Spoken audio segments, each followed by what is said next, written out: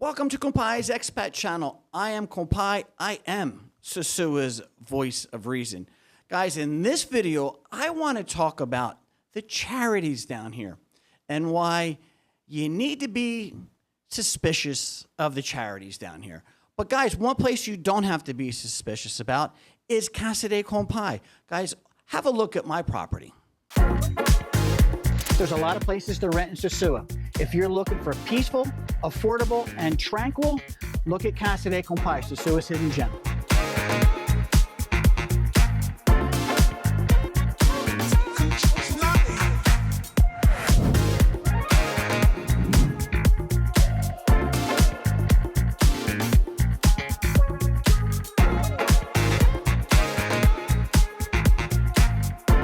When you're ready to reserve at Casa de Compai, my contact information is in the description down below.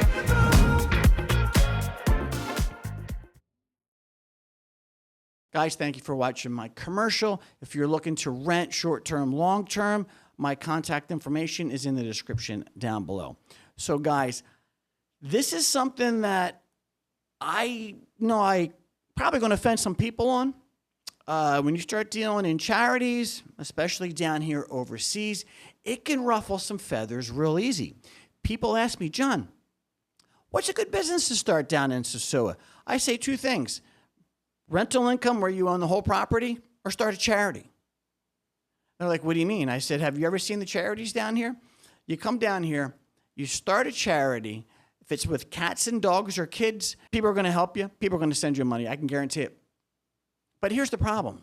It's not like it's the United States or Canada where you have a lot of oversight. You start a charity, you start taking money, and how you use it, nobody knows. I believe one of the biggest scams down here are the charities. How do you know who's scamming you and who's not? You don't know. You don't know. A lot of people, a lot of charities do a lot of good down here. A lot treat it as an income-producing business. I get it. Charities need to be profitable. So how do you tell? Well, you got to discern. You got to look at, are they peddling the product they produce? Do you actually see good coming out of this? That's the quickest way. I've seen a lot of the dog and cat rescues. I see them getting money. I see them, people gifting them properties. I see them driving nicer and nicer cars. I get it. They need to get paid for their time in their business, but make sure it's going to the actual people, cats and dogs that they say they do. One of the things that I believe the charities do wrong down here is they create a level of dependence, a level of entitlement, and apathy down here. What do I mean by this? Guys, I used to have this couple come and stay in Casa de Compai couple months every winter, and their thing was they would build houses for people. Dude, what a great thing to do. Gifting somebody a house. So 3 years into it, I finally go see what they're doing. So first thing we do, we're in the car, boom, we stop at a Kamado, and they buy all this food product. Big bags of rice, beans, cooking oil, and then we go look at the houses that they're building. Small little house, perfect little house. You know, just 2-bedroom, kitchen, bathroom, living room, front porch, done. They are knocking them out left, right, and center. I was pretty impressed with that because I'm seeing where the money's going. I'm seeing results of the work and the investment. But here's where I didn't like what I saw. So now we have all this food in the car, so what do? We go deliver it. So as we're going to the houses that they gave to people in the past. So we get out, they carry some cooking oil in, some beans, some rice, and we give it to the woman who's in that house. She says, so thank you so much. I needed the food, blah, blah, blah, blah, blah, blah. And I'm looking at the front porch. You know who's in the front porch? 3 generations of men drinking beer, sitting in plastic chairs, listening to music. We get back in the car. And they're all happy with themselves. You know, we helped her out. And I said, you guys ain't helping these people. You're not helping them one bit. They're like, John, how do you say that? I said, because you had 3 generations of guys sitting in plastic chairs drinking beers. Why aren't they working? You're enabling them to be dependent on you. You're enabling them to sit around all day and let the gringo bring them food, build them a house. That's the worst thing you can do, is in a developing nation, create dependency like that. Well, John, there's not bullshit. There's plenty of work here. The problem is they don't want to do it. You want to see them get out of them chairs really quick, put a shovel in their hand. You'll see them run as fast as they can. You'll see them drive a moto at night before you see them pick up that shovel. I guarantee that. Here's the other thing that us gringos need to realize, how we do more harm than good. The other thing is that drives me crazy is when these guys come down on the weekends. And I want people to really pay attention to this, because I'm going to give you some insight that most people don't get. I'd be sitting out somewhere downtown Sosua, talking to my buddy, having a drink, watching the world go by, and I see these groups of Americans come down that just flew in for the weekend, and all the little street urchins run up to them. Yo, my nigga, what's up, my nigga? Give me some money. You know how many times these kids get money from these guys? You notice they don't run up to us white guys. We tell them, we tell them, go home. You got to go to school tomorrow. Giving them money when they run up to you, you're not doing them any favors. You're making them dependent on you. You're teaching them that work in the street, begging for money, is a quick means to an end.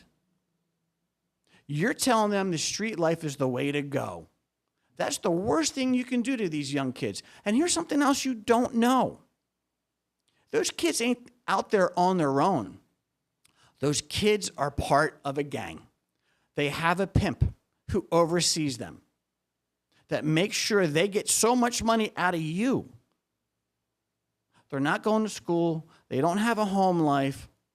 And that's just a stepping stone to them selling drugs. That's a stepping stone into them running girls. So think about that the next time all these little kids run up and you put your arm around them and give them money. You're not helping them. I can't say that enough. You are not helping them. Okay?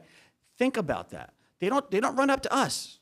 Like I said, they do not run up to the white guys. They only run up to the black guys. They know how to play you, and they're doing it. And guess what? Let me give you a story. There was a guy who shined shoes. I thought he was a young kid. Turned out to be in his 30s, man. He looked like he was 16.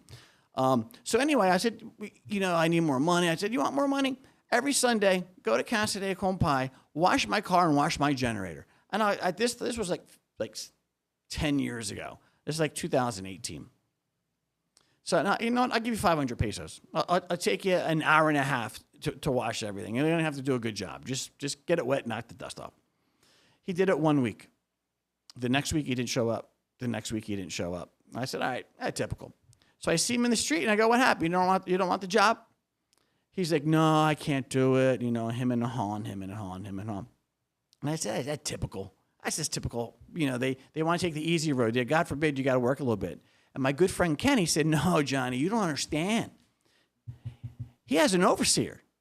If you want to take him away from that shoe shining job, you got to buy him away. I'm like, what are you talking about? Got to buy him away. He goes, no, he's in debt to somebody. He has to make so much money every week and kick it up, or he gets in trouble. And we all know what that trouble is. He says, no, he's in debt to these guys. It's part of the thing. And the street kids are in the same situation. So that's a little background. And here's the other thing I want to talk about, all these charities. Real charity is done in private, right? If I'm not saying you're doing every Christmas, hey, listen, I'm doing a toy drive. That's awesome. More power to the guys that do that. But if you're constantly putting your charity out there, this is what we're doing, subscribe. Good charity, when you're saying it's for nonprofit, it shouldn't be in social media all the time. A good charity drives itself. It doesn't need to be promoted, and it doesn't need clicks and likes. Just my 2 cents. You promote a business. I know we all see charities on TV promoting. And what about the charities we see on American TV? We find out their CEOs are making $1 million a year. We find out that only 20 cents on every dollar goes to the actual charity. The rest is for administrative costs. So down here, it's the same thing. Most of the money goes into the people who are running it. I get it. You know, they have, you know, responsibilities as well. They got to have a house, but at what level? You know, I do my charity, but nobody knows what I do because I don't tell anybody. That's between me and the person I help out, and it's usually on an individual basis. I'd rather create jobs than go hand out food, than hand out material items. So, somebody needs backpacks, come, I'll buy backpacks so the kid can go to school. That's how it's done. The self-promoting, constant self-promoting should raise a question. So guys, that's my 2 cents. That's my rant. So what's the point of this video that I want everybody to take away? Be careful who you give your money to, and be careful who's putting their business in the breeze when it comes to charity, and stop giving the kids on the street money because you're teaching them the street life is better than an education. Peace out, and always remember, keep personal private and private personal.